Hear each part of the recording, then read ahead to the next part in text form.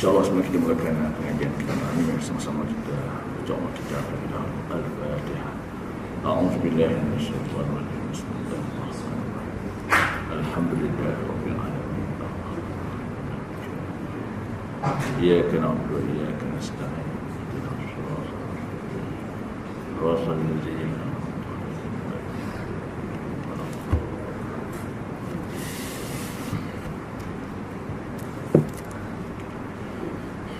A'udzubillahi minasyaitonir rajim. Bismillahirrahmanirrahim. Assalamualaikum warahmatullahi wabarakatuh. Alhamdulillahirabbil alamin wa bihi nasta'inu wa ala umuddin wa ala alihi wa ashabihi ajma'in. Subhanaka la ilma lana illa ma 'allamtana innaka antal alimul hakim. Rabbi shrah li sadri wa yassir li amri wahlul 'uqdatam min lisani yafqahu qawli. Allahumma rzuqna fahman nabiyyin wal mursalin wa ilhamil malaikatil muqarrabin. Amma ba'du, fala haula wala quwwata illa billahil aliyyil azim. Yang dikasihi tuan-tuan imam, ahli jatah kuasa surau, bahagia pengurusi surau, ibu-ibu, bapa-bapa, muslimin, muslimat yang dirahmati Allah.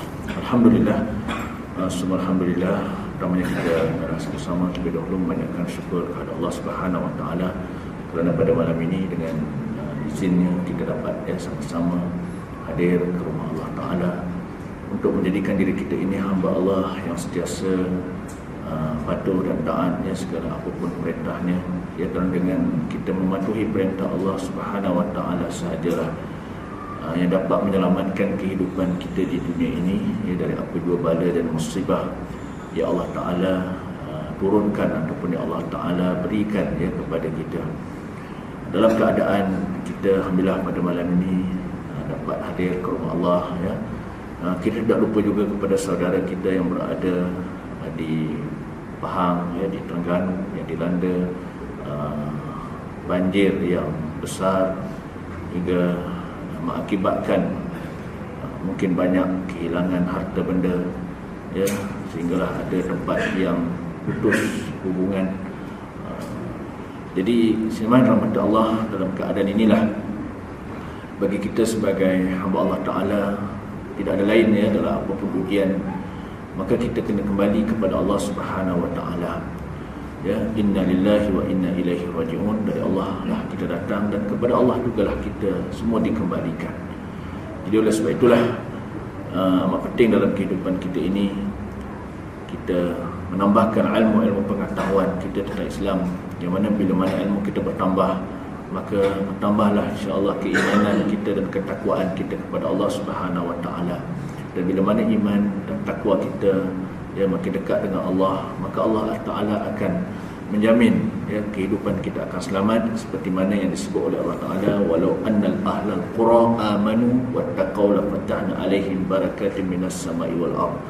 Jikalau kata Allah penduduk dalam sebuah kampung, negeri ataupun negara itu mereka beriman dan bertakwa kepada Allah, la fatahna alaihim barakatin minas sama'i wal ardh, maka Allah Taala akan menurunkan ya keberkatan dari langit dan bumi.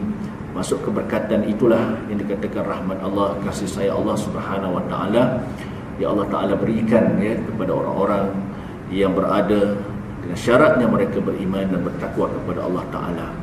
Walau bagaimanapun selain iman rahmati Allah, ya, bila berlaku musibah banjir begini, dia tidak mengenal siapa pun, ya, sama ada orang tu rajin ke masjid, tak ke masjid, ya, sama ada orang itu beriman dengan hukum Allah, ada yang tak beriman kepada Allah, maka semuanya itu akan diberikan ujian ya sebegini. Cuma di sudut kedudukan seseorang yang beriman dengan orang yang tidak beriman itu berbeza. Ya, bagi orang yang beriman, bila diuji oleh Allah Ta'ala itu sebenarnya Allah Ta'ala sayang kepada hambanya, ya, kerana di antara ciri orang yang beriman itu bila mana diuji oleh Allah Ta'ala maka makin bertambahlah keimanannya, ketakwaannya dan keyakinannya kepada Allah. Tetapi bagi orang yang tidak beriman, suatu musibah itu merupakan ya satu balasan, satu hukuman yang Allah Ta'ala berikan supaya orang itu mereka kembali kepada Allah Subhanahu Wa Taala.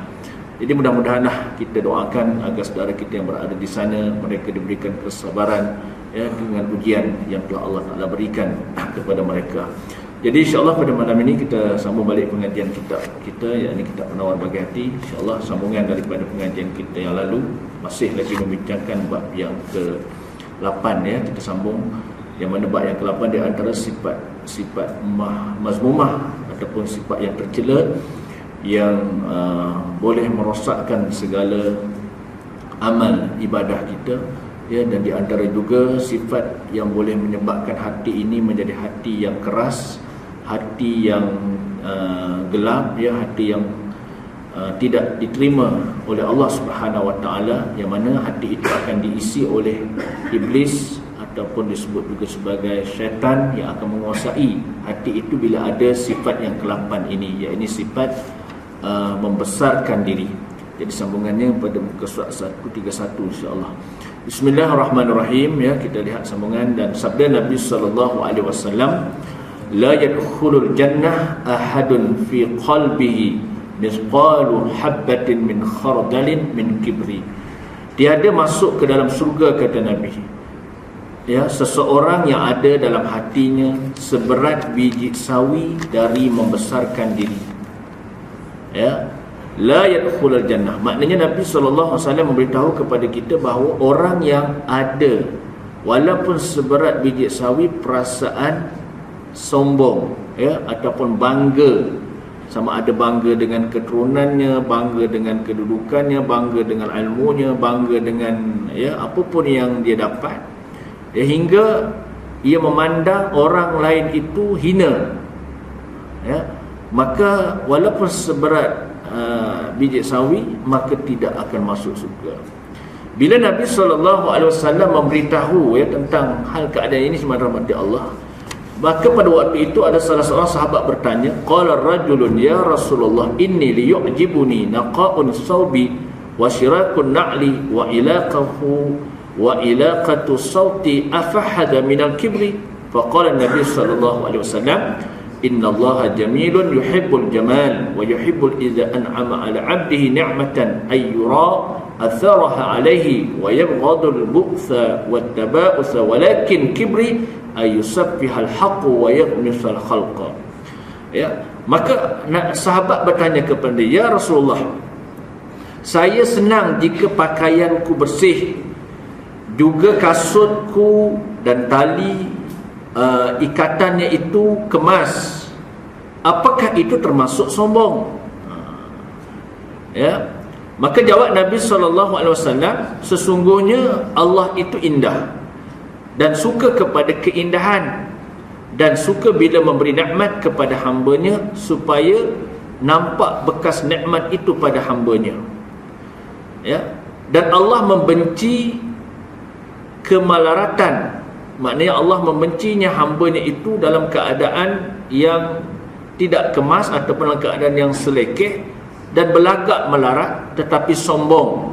Itulah ialah mengabaikan hak kebenaran dan menghina orang. Ini yang dikatakan sombong. Jadi maknanya rahmati Allah, kalaulah sekiranya ya mungkin dalam diri kita lah, kita sebagai manusia ni dalam fitrahnya memang tak lepaslah perasaan, kadang-kadang kita rasa bangga dengan pakaian kita ya, mungkin dengan kenderaan kita, perasaan tu ada dalam diri kita. Tetapi dia kembali nawaitu kita, untuk apa kita bangga? Bangga kerana apa? Serta seronok kerana Allah Ta'ala itu suka kepada yang indah. Maka dalam soal ini ia tidak termasuklah yang disebut oleh Nabi tadi tentang orang yang sombong ya, jika sekiranya dalam keadaan pakaiannya, kasutnya yang cantik ya, mungkin di segi rumahnya yang dihias dengan kemas ya, maka itulah yang disuruh di dalam Islam. Walaupun dalam perasaan hati itu adalah rasa tengok rumah cantik, kenderaan pun cantik, pakaian kita pun kemas, kita rasa seronok, maka tidak termasuk yang disebut oleh Nabi SAW yang dikatakan seberat biji sawi, perasaan sombong, tidak. Jadi masukkan sombong itu ialah, kata Nabi, mengabaikan hak kebenaran ya, yakni mengabaikan hak kebenaran, maknanya apa yang Allah Ta'ala perintahkan, apa yang Allah Ta'ala suruh, kita abaikan, kita tidak tunaikan hak Allah Subhanahu Wa Ta'ala. Maka inilah orang yang sombong.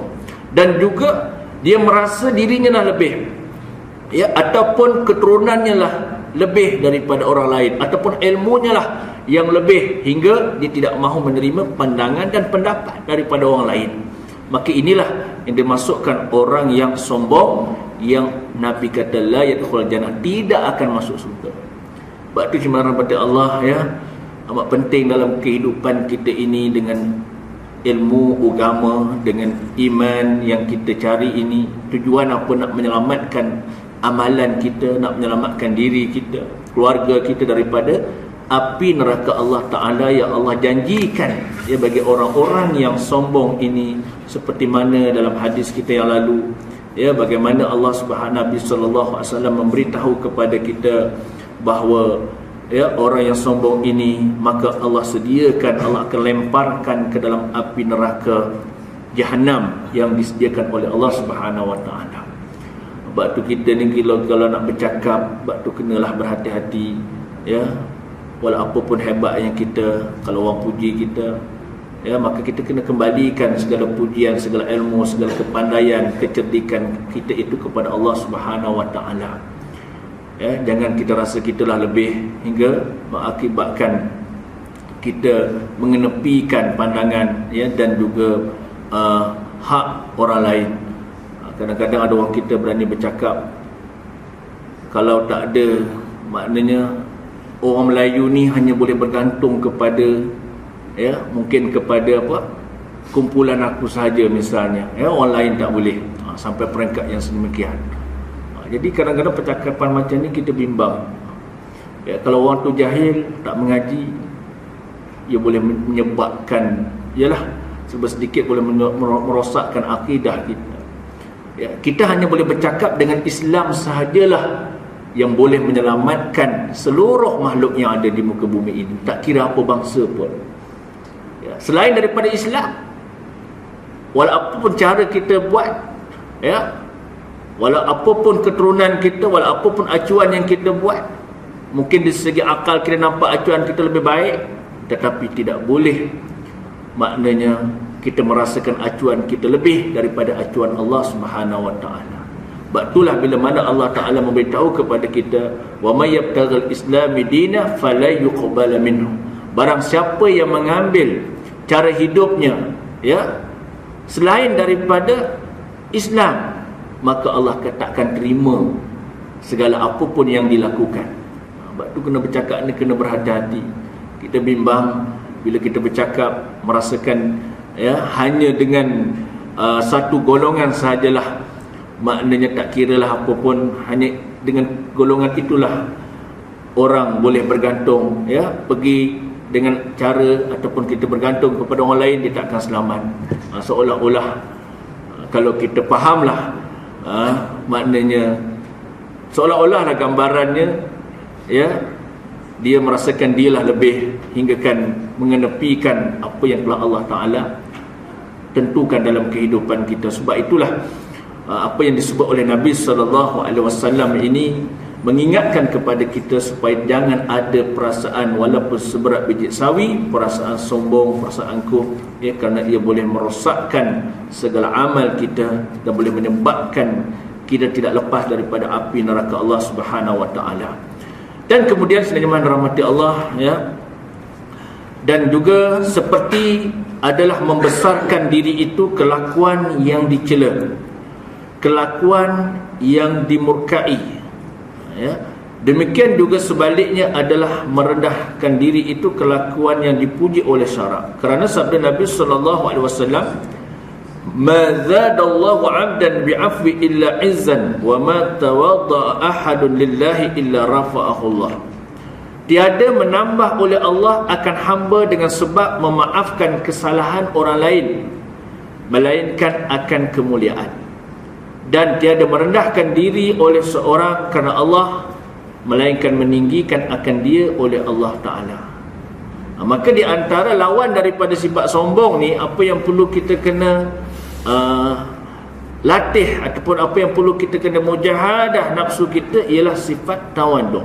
Bila ada sifat tawaduk itu, maka kita akan dapat mengawal hati ini daripada sifat sombong ya. Makna sifat tawaduk ni ialah sifat yang ia merendah diri, Kerana apa kita kena ada sifat tawaduk? Kerana sesuatu yang kita dapat ini semuanya hak Allah Ta'ala. Allah yang bagi. Kita diberikan ilmu yang hebat, ilmu tu hak Allah. Ya, kita diberikan kepandaian, kita diberikan harta, kita diberikan kedudukan, diberikan pangkat dan apapun jawatan. Itu semuanya tu adalah dengan ketentuan ataupun dengan takdir Allah Subhanahu Wa Ta'ala. Sebab itu orang yang bersifat tawaduk, dia akan sentiasa mengingati ataupun sentiasa kembali kepada Allah Ta'ala. Dia seorang pakar memasak, dia akan kembali kepada Allah. Ya, bukan dia hebat, tak ada apa pun. Yang bagi ilmu ni Allah Subhanahu Wa Ta'ala. Jadi oleh sebab itulah Nabi SAW memberitahu kepada kita, tiada menambah oleh Allah akan hamba dengan sebab memaafkan kesalahan orang lain melainkan dengan kemuliaan.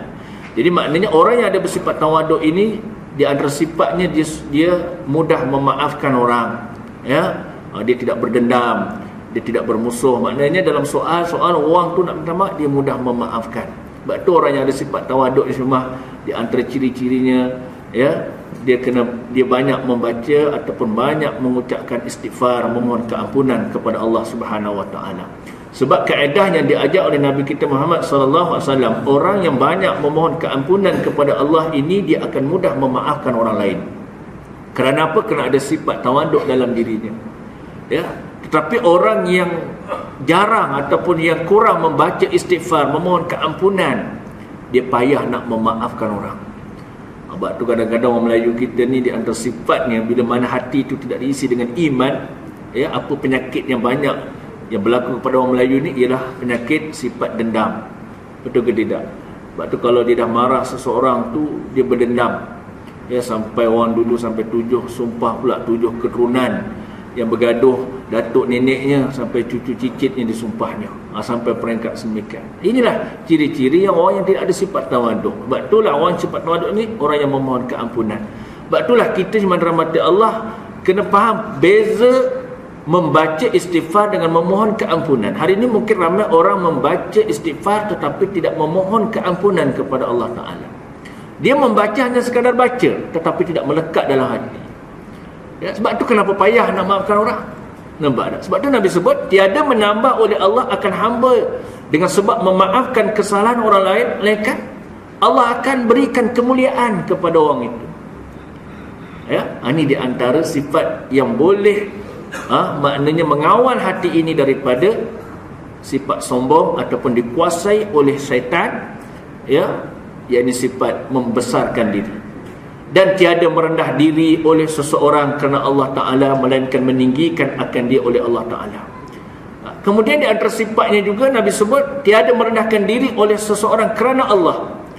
Jadi maknanya kadang-kadang kita ada sifat tawaduk merendah diri bukan apa, kerana Allah Ta'ala, melainkan kata Nabi meninggikan akan dia oleh Allah Ta'ala. Maka Allah akan angkat orang yang merendahkan diri kerana Allah ni, Allah akan angkat kedudukannya, ya, pada dirinya, keluarganya, masyarakatnya, umat dan kaum yang Allah akan angkat. Kerana apa? Kerana dia disifat merendahkan diri tadi kerana Allah Ta'ala. Kita lihat iman rahmati Allah, contoh, ya, Nabi kita Muhammad SAW ni sebagai contoh dalam kehidupan kita. Tidak ada contoh yang lebih mulia yang boleh kita jadikan sebagai tauladan dalam kehidupan kita melainkan Nabi kita. Ya, pernah dalam peristiwa Nabi kita ketika mana, ya, berlakunya peristiwa Isra wal Mi'raj, kan, ketika mana Nabi Allah Ta'ala bawa naik hinggalah dibawa naik ke surga. Kemudian Nabi dibawa hingga bertemu dengan Allah Subhanahu Wa Ta'ala. Ketika itulah Allah Ta'ala telah menganugerahkan di antara perintahnya ialah solat, sembahyang. Ya, ketika Nabi diperintahkan untuk melakukan ataupun menunaikan ibadah solat sebanyak 50 waktu ketika itu, ya, supaya diberikan kepada umatnya. Ketika itulah Nabi SAW turun, ya, ketika turun bertemu dengan Nabi Allah Musa alaihissalam. Ketika Nabi Musa bertanya, ya Muhammad, ya, apa yang kamu dapat daripada Allah Subhanahu Wa Ta'ala? Maka Nabi sebut, ya, aku diperintahkan kepada umatku solat sebanyak 50 waktu. Ketika itu seniman rahmati Allah, Nabi Musa kata, wahai Muhammad, ya, aku cuma nak bagi tahu, aku cuma nak nasihatkan kamu, Ya, kau mintalah balik kepada Allah, kau kurangkanlah. Aku yakin wahai Muhammad, umatmu tak mampu nak buat sembahyang 50 waktu. Kerana umatku yang kuat, yang gagah perkasa ni pun tak mampu nak buat, ya, apatah lagi umatmu wahai Muhammad. Kita lihat sini bagaimana sifat tawaduknya Nabi. Apabila mana Nabi Musa memberi teguran, memberi nasihat, memberi pandangan, minta sembahyang 50 tu dikurangkan. Ya, kita lihat di antara semua para nabi dan rasul ini, Nabi Muhammad lah penghulu segala rasul. Nabi lah ketua kepada semua para nabi, para rasul. Walaupun Nabi sebagai seorang ketua, walaupun arahan ini dari Allah Ta'ala, tapi bila mana Nabi Allah Musa, ya, di segi kedudukan Nabi Muhammad tu kira ketua, Nabi Musa ni di bawah kedudukannya lah kan. Tetapi bila mana Nabi Musa nasihat, wahai Muhammad, umatmu tak mampu, minta kurang. Akhirnya Nabi naik, minta pada Allah, wahai Tuhan, minta dia dikurangkan daripada 50, turun jadi 45. Ya, bila jadi 45, lalu Nabi Musa pun tanya, lalu Nabi kata, ya, 45 waktu yang dapat dia dikurangkan, maknanya 5 yang dapat dikurangkan. Lalu Nabi Musa kata, wahai Muhammad, aku nasihatkan pada kamu, ya, umatmu tak akan mampu nak buat. Hinggalah Nabi naik lagi, turun naik.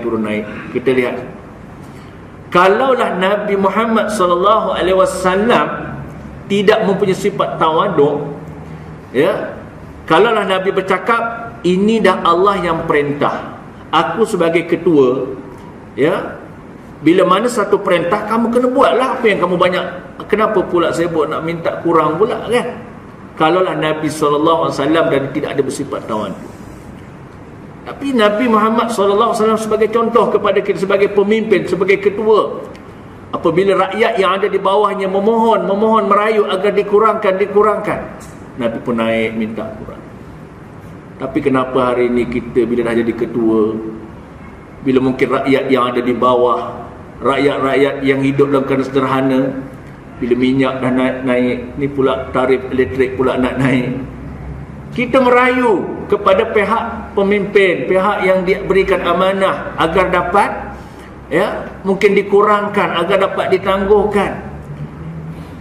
Kenapa kita tak nak dengar? Kalau Nabi Muhammad boleh dengar, tapi kenapa kita bila dah ada jawatan, ya, kenapa kita tak mampu, tidak mahu mendengar rintihan, ya, keadaan-keadaan yang berlaku.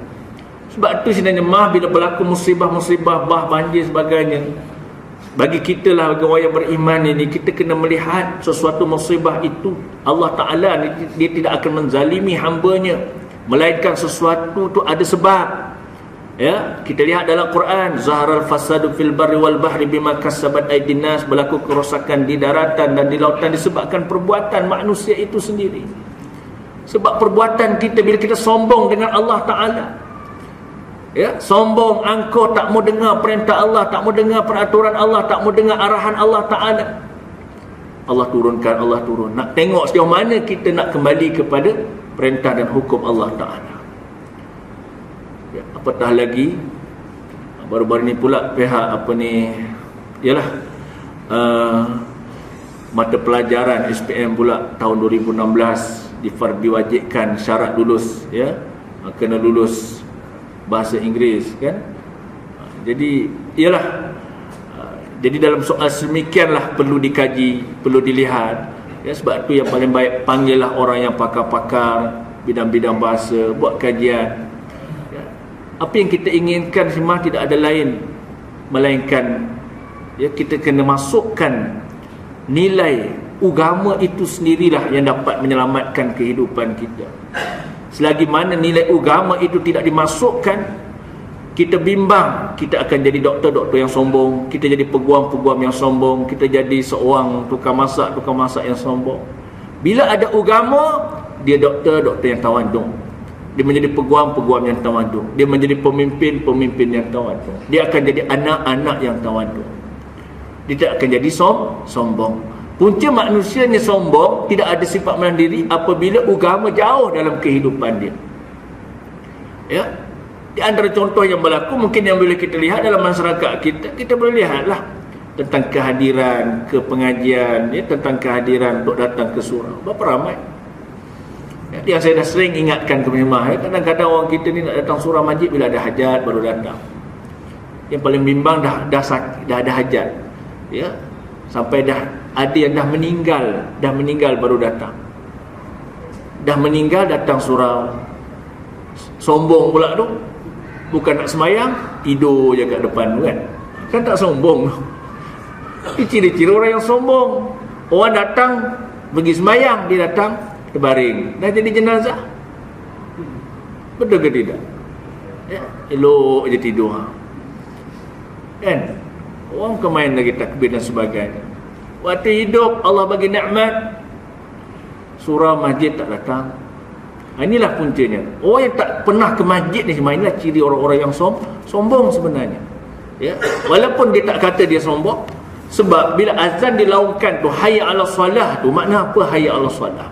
Hayya tu makna mari. Hayya 'alas solah, marilah sembahyang. Tok Bilal tu beberapa kali ajak, "Oi, marilah sembahyang," kan?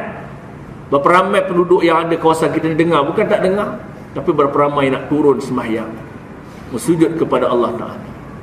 Sebab apa? Sebab kita tak nampak ganjaran yang habuan yang Allah Ta'ala berikan kepada kita.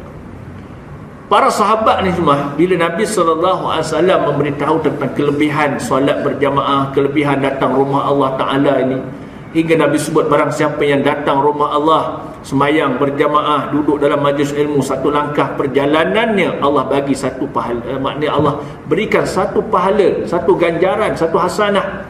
Dan Allah Ta'ala akan naikkan maknanya Allah angkat satu kedudukan, makam yang tinggi di sisi Allah.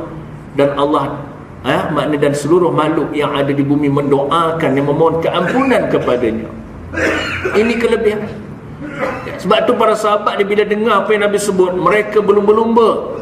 Hingga kan ada di antara sahabat, ya, ketika itu mereka duduk rumah jauh daripada masjid. Mereka berkata, "Ya Rasulullah, kami ni rumah jauh dekat masjid, kami nak supaya kami pindah, duduk rumah dekat masjid."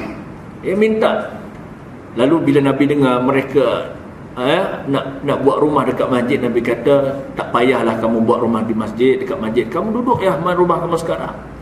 Sesungguhnya Nabi sebut, makin jauh rumah kamu daripada masjid, makin besar pahala yang Allah tuliskan, makin besar pahala yang Allah berikan kepada kamu. Kita naik kenderaan, mileage kita semua, ya, meter kita tu Allah Ta'ala kira tu, kan? Ya.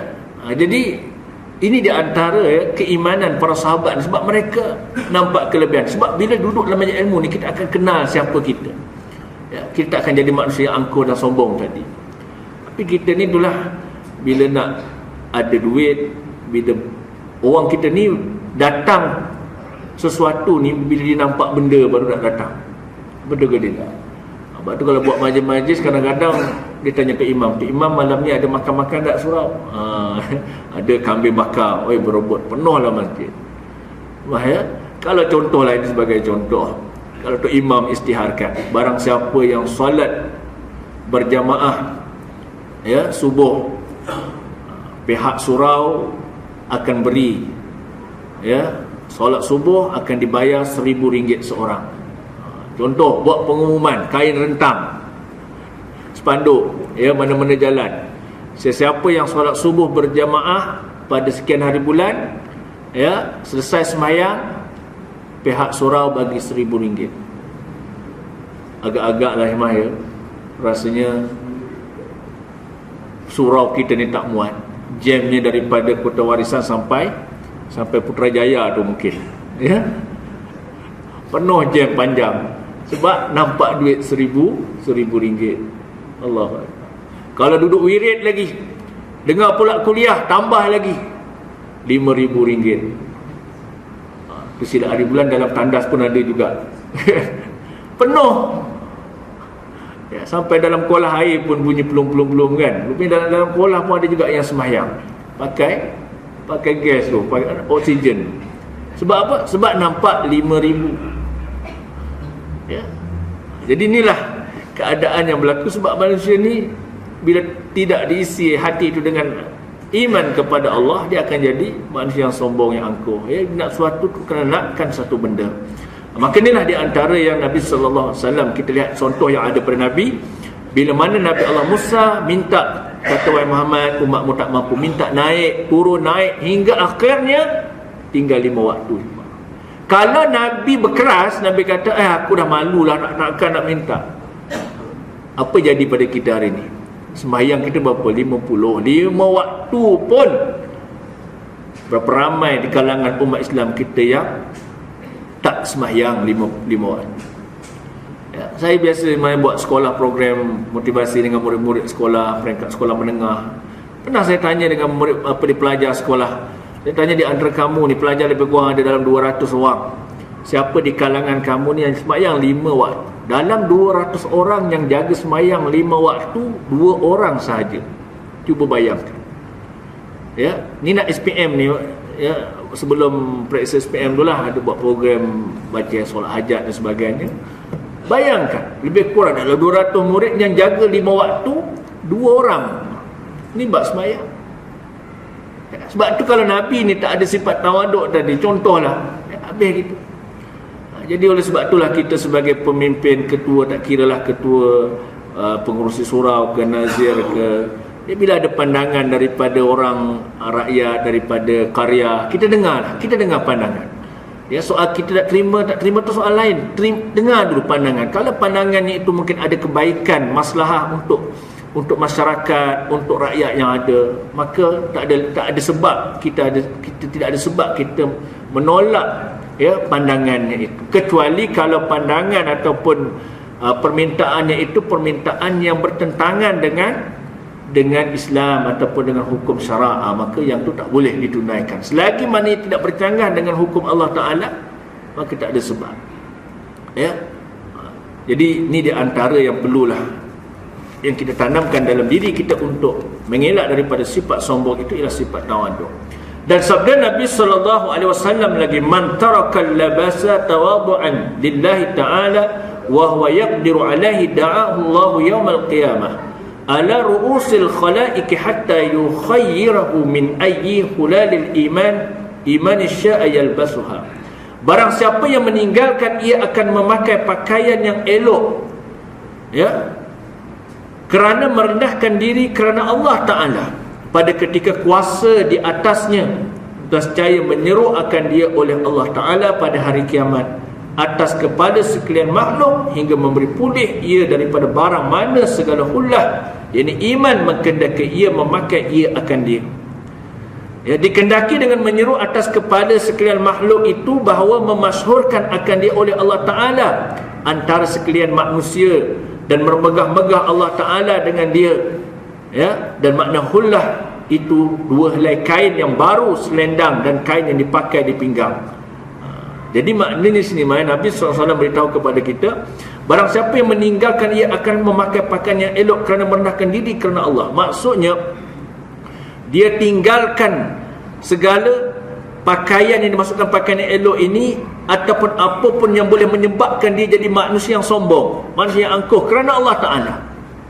Ya, mungkin dia menolak suatu jawatan, dibimbang dengan jawatan itu menyebabkan dia jadi sombong, jadi angkuh kerana Allah. Walaupun mungkin dia dah dapat dah, dia maknanya disebut Nabi sini, pada waktu itu kuasa ia atasnya, maknanya dia mampu, bukan dia tak mampu. Dia boleh, dia dapat, tapi oleh kerana bimbang, takut, ya, dia jadi manusia yang sombong, yang angkuh, dia tinggalkan kerana Allah Ta'ala. Maka pada hari kiamat nanti Allah Ta'ala akan meletakkan, Allah memasyhurkan orang itu, ya, kedudukan yang tinggi di sisi Allah Ta'ala, dan Allah Ta'ala bermegah-megah dengan orang yang ada sifat yang sedemikian. Maknanya di sini orang yang sanggup, ya, meninggalkan segala apapun nikmat yang didapat kerana Allah, ya, kerana Allah Ta'ala, maka Allah Ta'ala akan maknanya menggolongkan kita dalam golongan yang tinggi di sisi Allah.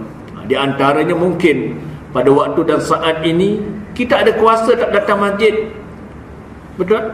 Ini atas kita. Kita sanggup tinggalkan rumah, tinggalkan isteri, tinggalkan perniagaan, datang malam ni ke rumah Allah Ta'ala. Itu sebagai contoh. Kuasa tak kita? Kuasa. Kalau kita tak datang pun, tak ada siapa nak marah pun, tak ada siapa nak halang pun. Kalau kita tak datang, kalau kita tak kita masih lagi berniaga pada waktu ni, tak ada siapa pun, tapi kita tinggalkan berniaga, kita tinggalkan rumah, kita tinggalkan pangkat, jawatan, kedudukan, masuk rumah Allah, duduk dengan kuliah, duduk dengan mengaji, sembahyang berjamaah. Orang yang macam ini Nabi sebut jemaah, Allah Ta'ala akan memasyhurkan, maknanya orang yang begini, dan Allah Ta'ala bermegah-megah. Hingga kan Nabi sebut, orang yang sanggup meninggalkan segala apa yang dia dapat tadi untuk Allah Ta'ala, maka Allah Ta'ala akan memberitahu seluruh penduduk yang ada di langit dan di bumi. Dan Allah Ta'ala memberikan kepadanya hullah. Apa mana hullah? 2 helai kain yang baru, selendang dan kain yang dipakai di pinggang.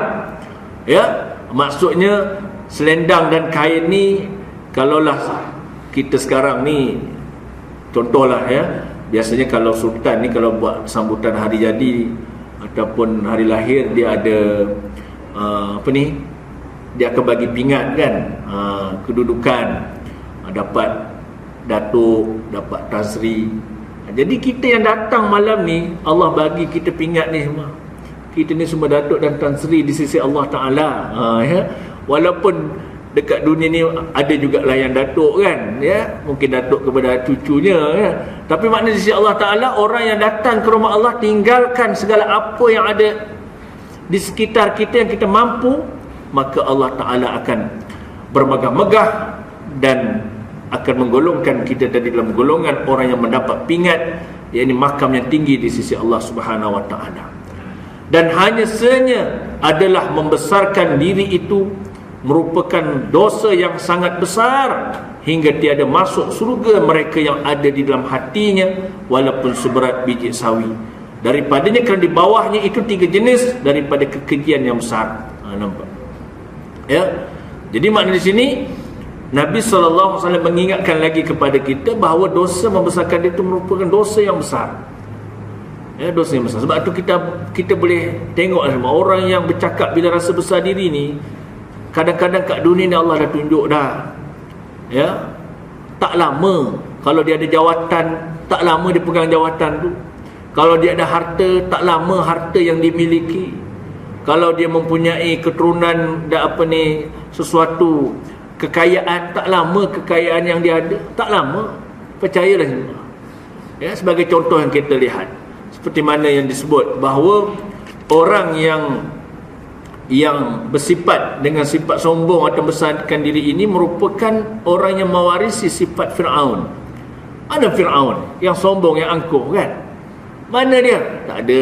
Qarun, sombong dengan harta yang banyak. Mana Qarun? Haman, mana Haman? Sebagai penasihat, yang sombong, yang angkuh. Mana dia? Tak ada. Maknanya main rahmat Allah, apa yang kita kena faham di sini, tidak ada sebab kita nak membesarkan diri kita, sebab kita sombong, sebab semua akhirnya kita ni akan mati. Baju kita, pangkat yang indah, baju yang mahal-mahal, bila kita mati, mana baju yang mahal-mahal?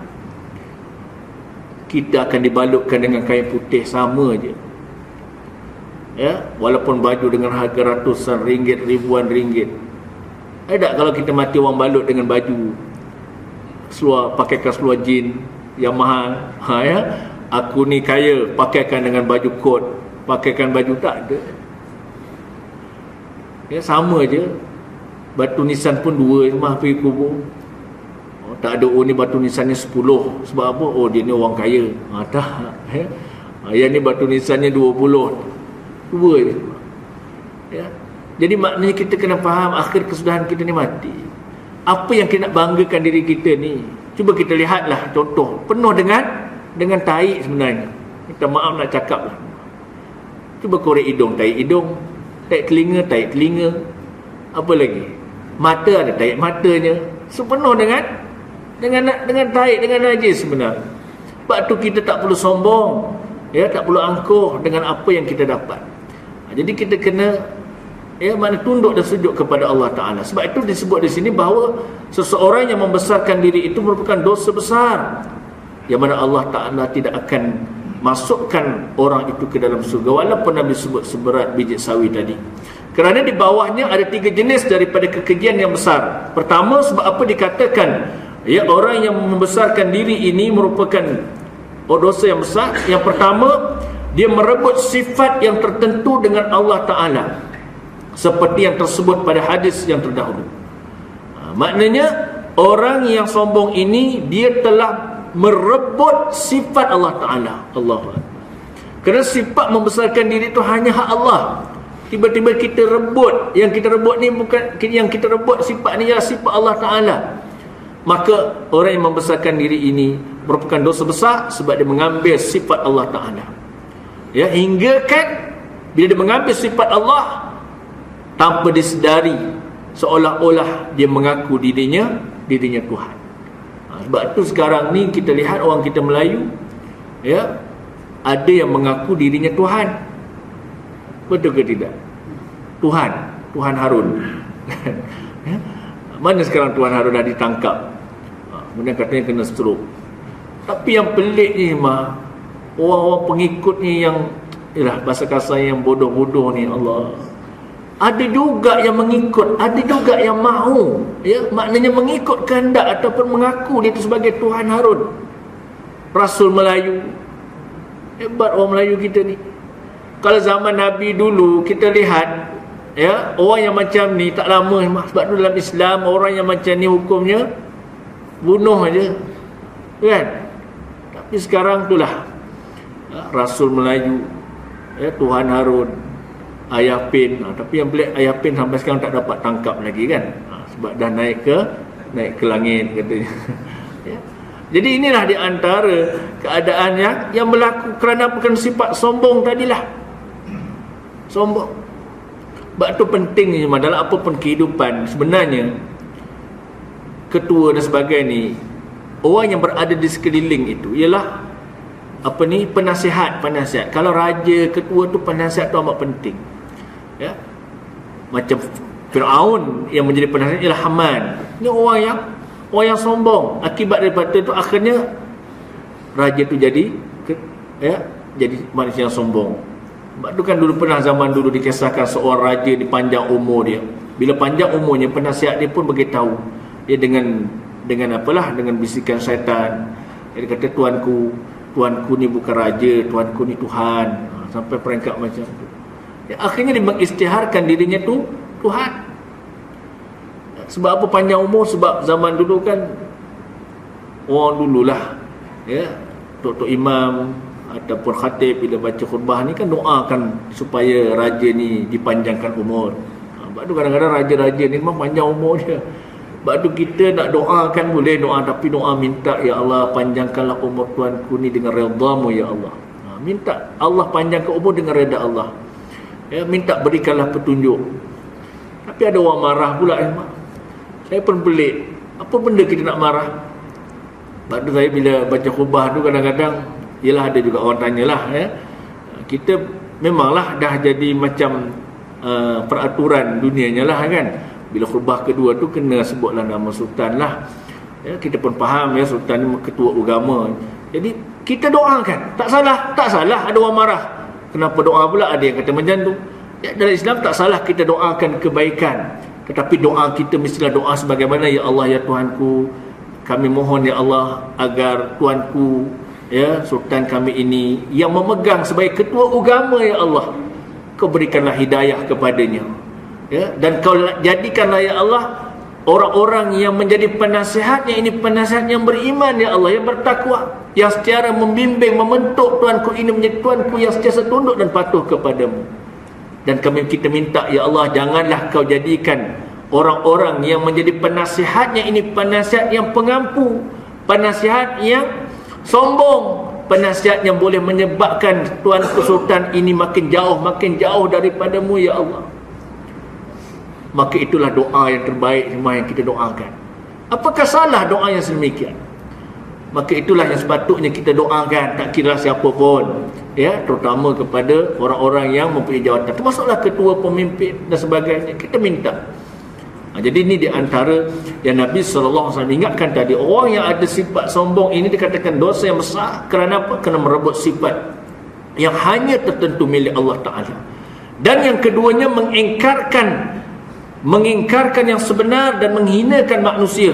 Seperti mana sabda Nabi SAW, Al-kibru man batara al-haqqa wa qamatan nas. Bermula membesarkan diri itu perbuatan mereka yang menolak ia akan yang sebenar dan mengingkarkan ia akan dia, menghinakan ia akan manusia. Jadi orang yang membesarkan diri ini perbuatan mereka yang menolak ia akan yang sebenar. Maknanya dia menolak sesuatu yang Allah Ta'ala telah tentukan. Kita sebagai manusia, sebagai makhluk yang bersifat lemah, makna bila kita mengingkari, makna membesarkan diri ini, kita mengingkari perintah Allah Ta'ala. Sebab tu kita dah sebut orang yang sombong ni di antaranya orang yang tak mau kembali kepada perintah Allah Ta'ala. Dia ni sombong lah. Nampak? Dan juga mengingkari ia akan dia dan menghina ia akan manusia. Dan juga di antaranya yang mengingkari yang sebenar dan menghinakan manusia itu, kata Nabi, ialah orang yang sombong, orang yang membesarkan diri ini, dia menghina kepada manusia yang lain. Maknanya dia tak mau menerima pandangan orang, dia maknanya menghina dan melemahkan orang. Kerana bagi dia pandangan dia sahajalah yang benar. Sebab itulah kita lihat di mana rahmat Allah pada diri Nabi kita sendiri juga sebagai contoh.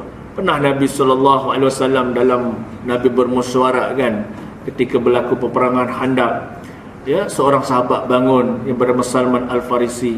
Lalu Salman memberi pandangan, ya Rasulullah, di dalam peperangan Khandaq ini, Salman kata alangkah eloknya kita gali, kita buat macam parit, kita buat parit untuk kita menyekat, menghalang tentera-tentera kafir musyrikin daripada menyerang umat Islam. Kita lihat memang pandangan daripada Salman Al-Farisi diterima oleh Nabi SAW. Itu sebagai Nabi, sebagai contoh bagi kedua, tidak menghina, tidak melemahkan ataupun tidak dia meremehkan ilmu yang ada pada orang lain.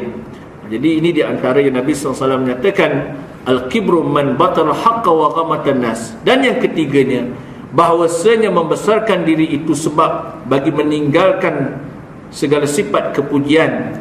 Kerana orang yang membesarkan diri itu tiada kuasa ia kasih bagi manusia akan barang yang kasih bagi dirinya. Nampak? Dan tiada kuasa ia merendahkan diri, dan tiada kuasa ia meninggalkan marah dan dengki dan berlemah lembut pada memberi nasihat dan meninggalkan riak. Pendeknya, tiada ada kelakuan yang dicela melainkan mengerjakan akan dia oleh orang yang membesarkan diri, dan tiada ada kelakuan yang dipuji melainkan meninggalkan ia akan dia.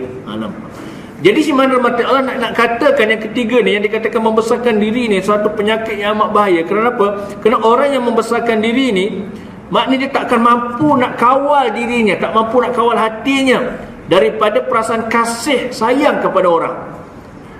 Dia tidak akan ada perasaan, maknanya simpati, kesian kepada orang. Kerana apa? Kerana dia merasakan kepentingan tu hanya untuk diri dia. Habuan-habuan tu, segala milik yang ada tu hanya untuk dirinya. Maka dia tidak ada rasa pun belas ihsan kepada orang lain. Dan kemudian pula dia tak akan mampu untuk melahirkan sifat tawaduk, dan pada waktu itu akan timbul perasaan marah bagi orang yang membesarkan diri. Dia akan timbul perasaan marah. Sebab apa? Sebab dia tak boleh terima pandangan orang lain, dia tak boleh terima nasihat orang lain. Maka akan timbul perasaan marah.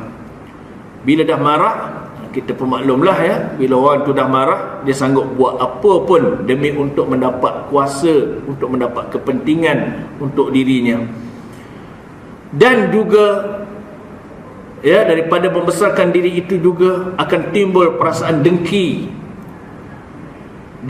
kepada orang lain. Sebab tu dia sentiasa, orang yang macam ni sentiasa berdengki dengan orang bila nak kembali kepada Islam, kembali kepada agama, dia dengki dengan orang surau, dengki dengan orang masjid. Perasaan dengki tu ada, tak boleh tengok. Ini bahayanya sifat sombong tadi. Sebab itulah Ya, kalau tidak ada sifat sombong pada iblis tadi, takkan Allah campak dia keluar daripada surga kan? Dan Allah campak dia keluar daripada surga, perasaan dengki itu tetap ada. Sebab tu memang dia takkan biarkan cucu Adam ni masuk surga. Dengki dia cari jalan juga nak supaya Nabi Adam dan Siti Hawa keluar daripada surga. Akhirnya Nabi Adam dan Siti Hawa berjaya dipujuk raya oleh iblis tadi, dikeluarkan daripada surga. Dia bukan hanya sekadar itulah sahaja, maka dia pun cari pengaruh, cari hasut, cari ahlinya pula untuk membinasakan orang-orang yang tak mau mengikut segala apa yang diinginkan, apapun yang dikehendaki olehnya. Jadi pendeknya di sini, segala kelakuan yang ada pada sifat sombong itu, dia tidak akan mampu meninggalkan sifat dengki, dia tak akan mampu untuk meninggalkan sifat riya, dan ia boleh membinasakan bukan hanya pada dirinya, dan boleh menjadikan dirinya orang yang zalim. Orang yang zalim. Maka pendeknya tiada ada kelakuan yang dicela melainkan mengerjakan akan dia oleh orang yang membesarkan diri, dan tiada ada kelakuan yang dipuji melainkan meninggalkan akan dia. Jadi tidak ada lain, maka hendaklah kita tinggalkan sifat membesarkan diri ini. Maka bagaimana cara untuk kita meninggalkan sifat sombong dan membesarkan diri ini? Maka Tuhan kita bagi tahu, dan ketahui olehmu bahwasanya ubat untuk membesarkan diri itu, bahawa mengetahui manusia yang membesarkan diri itu hakikat dirinya. Ini ubat dia. Jadi ubat macam mana nak kawal hati ni supaya tidak ada sifat membesarkan diri, kita kena kenal, kena tahu hakikat kita ni datang dari mana. Siapa kita ni yang sebenarnya? Kena tahu hakikat kita ni siapa. Bila kita tak kenal hakikat diri kita ni lah yang menyebabkan kita jadi sombong, jadi angkuh. Maka oleh sebab itu kata Tuhan kita ini ubat untuk kita mengawal daripada sifat membesarkan diri itu, mengetahui manusia yang membesarkan diri itu akan hakikat dirinya, dan bahwasanya permulaannya daripada air mani yang binasa gemuruh, dan kesudahannya bangkai yang keji. Allah, ini kesudahan. Bila dah mati semua, walaupun kita ni seorang hebat, dulu bukan main, seorang pahlawan, seorang panglima, seorang yang pendekar, silat gayung dapat berapa bintang dan sebagainya, orang takut. Bila dah mati, dah terbujuk kaku badan, apa yang boleh dia buat? Kita pergi, kita jentik hidung dia pun tak melawan. Betul dah? Tak ada apa. Kita julur lidah depan muka dia pun tak boleh buat apa juga. Waktu hidup bukan main lagi. Sebab tu kita ni jangan sombong sangat. Kadang-kadang orang kita sikit-sikit lempang. Jadi orang Samsing ni kan, Samsing kampung dusun, biasalah. Ini Samsung kota warisan ni kan. Kalau ada orang kota warisan ni Samsung mana-mana pun mati. Sebab tu saya dah sering ingatkan, kita ni kalau orang datang rumah, contohlah orang bersalah, polis datang, kita takut tak? Takutlah, tapi takut taklah sampai macam mana. Maknanya kita polis datang, kita dapat bersalah, bawa mahkamah, mungkin dibicarakan, habis-habis mungkin didenda atau dipinjarakan. Tapi kalau yang datang ni bukan ni polis, yang datang ni ialah malaikatul maut. Allahu Akbar. Pada waktu tu apa yang boleh kita minta? Kalau pihak polis, pihak apa, kita boleh buat rayuan, kita mungkin dibicarakan. Habis-habis masuk penjara 3 tahun. Duduk penjara kita boleh rehat juga.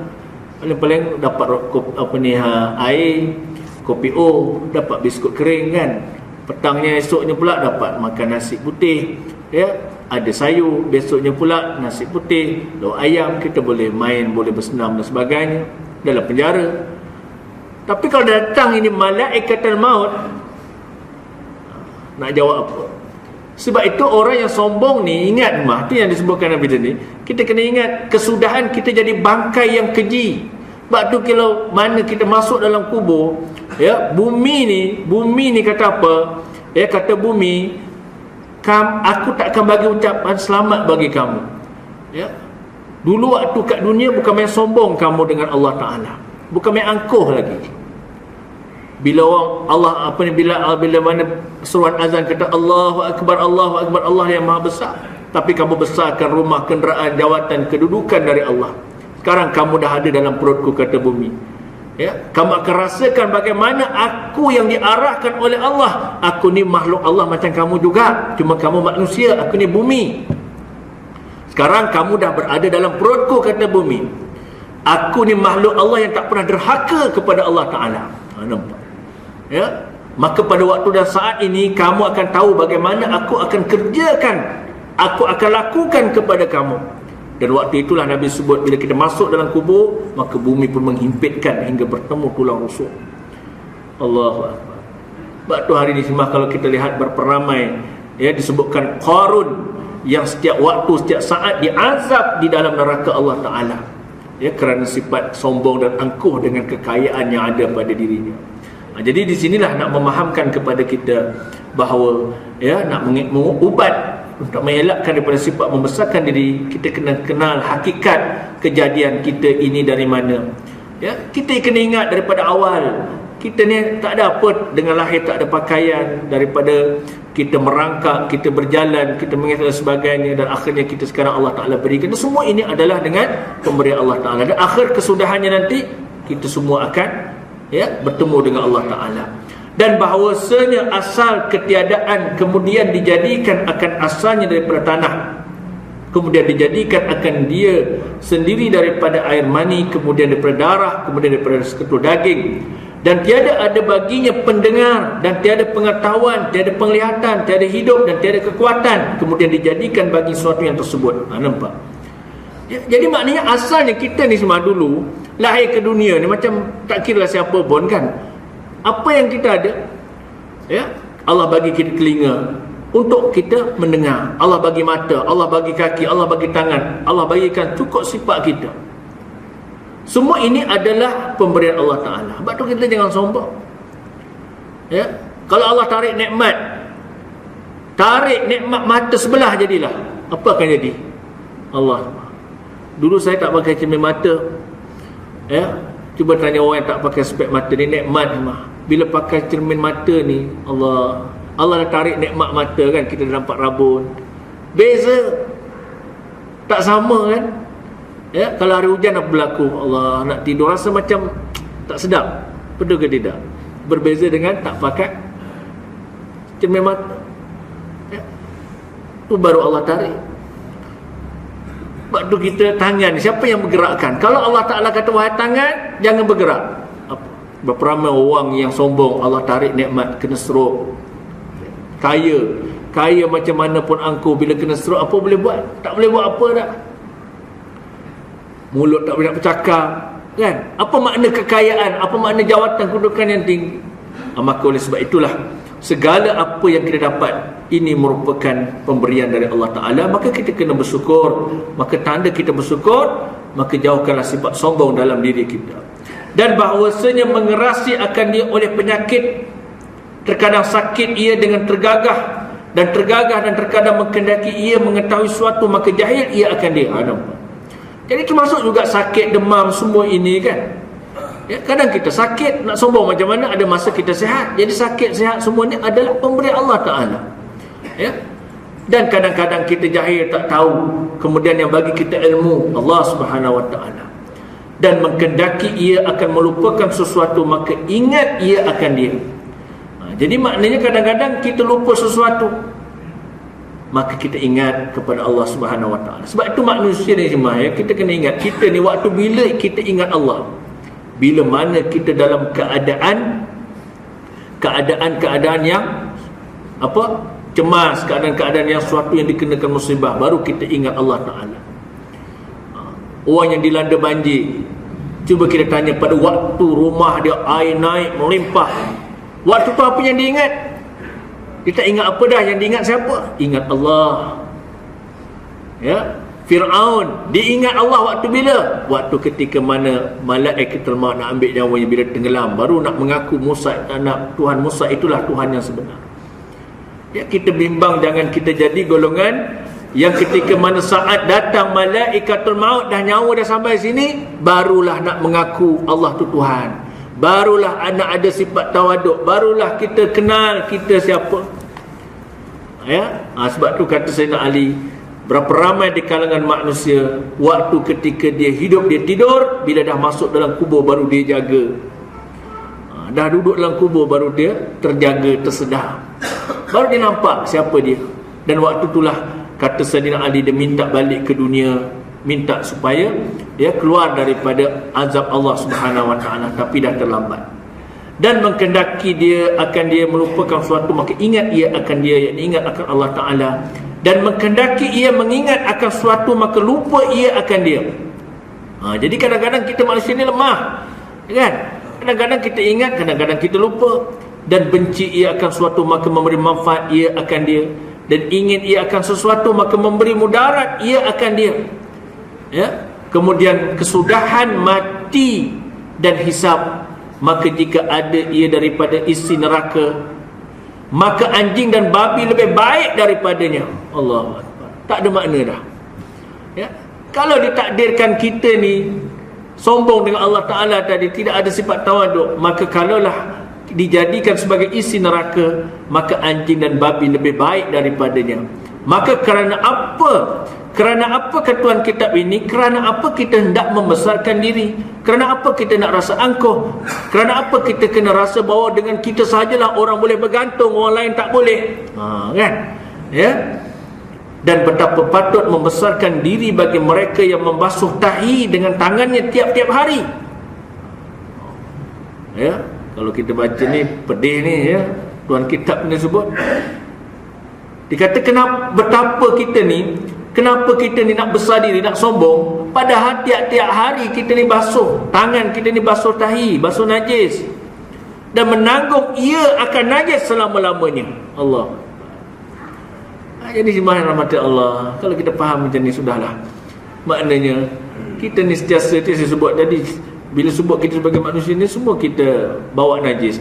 Taik mata, taik hidung, korek ni, taik telinga, kan. Jadi marilah sama-sama pada malam ini insya-Allah kita bersihkan hati kita. Jauhkanlah sifat sombong dan tawaduk, sifat membesarkan diri, dan isikanlah hati kita dengan sifat tawaduk insya-Allah. Bila ada sifat ini pada diri kita, maka hati kita akan bersih. Bila hati itu bersih, maka seluruh anggota kita akan menjadi anggota yang taat dan patuh kepada Allah Subhanahu Wa Taala. Rahmat Allah. Kerana hati itulah yang disebut oleh Imam Al-Ghazali sebagai raja. Dan kalau raja itu baik, rakyat yang ada di bawahnya pun jadi baik. Mata baik, tangan baik, kaki akan jadi baik insya-Allah. Jadi sama-sama kita mohon kepada Allah Ta'ala agar Allah Ta'ala menyelamatkan kehidupan kita di dunia, dan jauhkan kita daripada sifat sombong dan sifat membesarkan diri ini insya-Allah. Dan kesempatan ini juga marilah sama-sama kita berdoa kepada Allah. Jadi sebelum berdoa ni, kita sama-samalah, saya minta kita kirimkan doa juga kepada di antara ahli karya saya lah, yang telah kembali ke rahmatullah pada hari Khamis yang lepas, setelah semayang subuh, selesai semayang subuh, malam tu memang tak ada sakit apa, tak nampak dia sakit lah, kita pun tak tahu. Malam Rabu, malam Khamis tu saya mengajar baca kitab Mustika Hadis. Dia duduk belah kanan, macam ni lah duduk baca, buka kitab. Memang elok, malam nak cerita mati ni kita tak tahu. Kebetulan tajuk pula bab yang saya bawa tu bab manusia dan dunia. Tajuknya lah bab dalam hadis tu membincangkan bab manusia dengan dunia. Jadi antara yang dikatakan dunia ini ialah tempat untuk kita cari bekalan, dan disebutkan juga bahawa manusia ini, akhir kesudahannya maknanya semuanya akan bertemu dengan Allah Ta'ala. Dan juga disebutkan juga bahawa umur umat Nabi Muhammad ni tak panjang, sitin wasam'in, 60 hingga 70 tahun. Dan juga bahawa di antara benda yang jauh ialah perkara yang telah berlalu, benda yang dekat ialah kematian. Jadi saya sentuh juga malam tu bahawa kematian, saya sentuh di antaranya, saya kata kematian ni benda yang dekat dengan kita, sentiasa menghampiri kita. Kita tak tahu, tak esok tak lusa kita meninggal. Yang sakit Ada orang sakit hospital berbulan-bulan, bertahun-tahun, tapi tak mati-mati. Yang tunggu tu dulu yang mati. Ada juga. Ya. Lepas habis kuliah tu elok sembang lah menyembang. Macam biasa menyembang. Esok sembahyang subuh tu imam lepas sembahyang subuh, wirid-wirid apa semua, dia pun duduk macam mengantuk kot, tidur macam ni. Ya. Tapi lepas tu dia bangun. Eloklah duduk kat atas kerusi dekat tepi surau, duduk macam ni. Duduk melengong. Orang lain dah habis sembahyang subuh, bila tengok dia dah ni, tengok ingatkan tidur, geraklah. Tuan Haji bangun, Tuan Haji bangun. Terus tak bangun. Ya, ingatkan pengsan, bawa klinik. Sampai klinik doktor sahkan dah meninggal. Allah. Siapa sangka tu? Tak ada siapa pun sangka. Adik dia, abang dia baru masuk wad hari Rabu, hari Selasa tu abangnya masuk hospital, kena stroke. Dia pula bagi tahu saya, dia kata abang saya masuk hospital Ustaz, kena stroke. Malam tu lah, subuh esok dia meninggal. Ya, jadi itulah, kita tak tahu. Elok kita malam ni kan, tak esok, tapi minta janganlah dulu ya. Minta kita Allah Ta'ala panjangkan umur kita dengan redha-Nya ya. Kerana apa? Kerana kita tahu amalan kita ni mungkin banyak yang kurang kan. Jadi insyaAllah yang rahmati Allah, marilah kita sama-sama doakan mudah-mudahan rohnya ditempatkan bersama orang-orang yang soleh, dan juga kita doakan untuk hidup ayah kita. Bismillahirrahmanirrahim. Alhamdulillahirabbil alamin, wassalatu wassalamu ala asyrafil anbiya'i wal mursalin wa ala alihi washabbihi ajmain. Allahumma ya Allah ya Tuhan kami bersyukur ya Allah dengan nikmat dan rahmat-Mu pada malam ini dapat kami berhimpun dan berkumpul di sini ya Allah. Mudah-mudahan segala hidayah yang Kau berikan kepada kami ini berkekalan hingga saat-saat kami di ambang sakaratul maut kekal dengan hidayah-Mu. Kami juga tidak lupa ya Allah kepada keluarga kami, teman jiran dan sahabat handai kami yang masih lagi berada di luar, yang mungkin mereka masih lagi tidak mahu sujud dan tunduk kepadamu. Kami merayu kepadamu ya Allah. Berilah hidayah dan petunjuk kepada mereka ya Allah. Walaupun mungkin mereka mendengar seruan azan hayya 'alas salat, marilah solat, tapi hati mereka tidak terpanggil untuk sujud kepadamu. Walaupun puas sudah kami mengajak ya Allah, jumlah ke masjid, jumlah ke surau, mereka tidak enggan ya Allah. Kerana hidayah bukan milik kami, hidayah milik-Mu ya Allah. Kami merayu kepadamu agar mereka diberikan hidayah, supaya mereka dapat bersama dengan kami untuk sujud dan tunduk kepadamu. Kami tidak lupa juga ya Allah kepada kedua ibu bapa kami, keluarga kami, jiran, teman dan sahabat kami. Khususnya ya Allah kepada Tuan Haji Bakir yang telah kembali bertemu denganmu, yang mana mereka sekarang ini sudah berada di alam barzah ya Allah, yang mana Engkau maha mengetahui bagaimanakah keadaan mereka pada waktu ini. Kami memohon ya Allah agar mereka ditempatkan di dalam alam barzah sebagai taman-taman surga ya Allah, agar kubur mereka dilapangkan, dihimpunkan bersama dengan hamba-Mu yang mendapat nikmat di alam barzah. Sebaliknya kami merayu kepadamu ya Allah, janganlah Kau golongkan mereka dalam golongan hamba-Mu yang mendapat azab di alam barzah. Kerana kami meyakini bahawa azab-Mu itu amat dahsyat ya Allah. Sudah semestinya lah mereka tidak mampu untuk menanggung azab siksaan di alam barzah. Apatah lagi ular-ular yang besar seperti mana leher unta yang dikirimkan untuk mengazab mereka. Apatah lagi kala-kala jengking yang Engkau turunkan, dan bumi yang menghimpitkan hingga bertemu tulang rusuk mereka.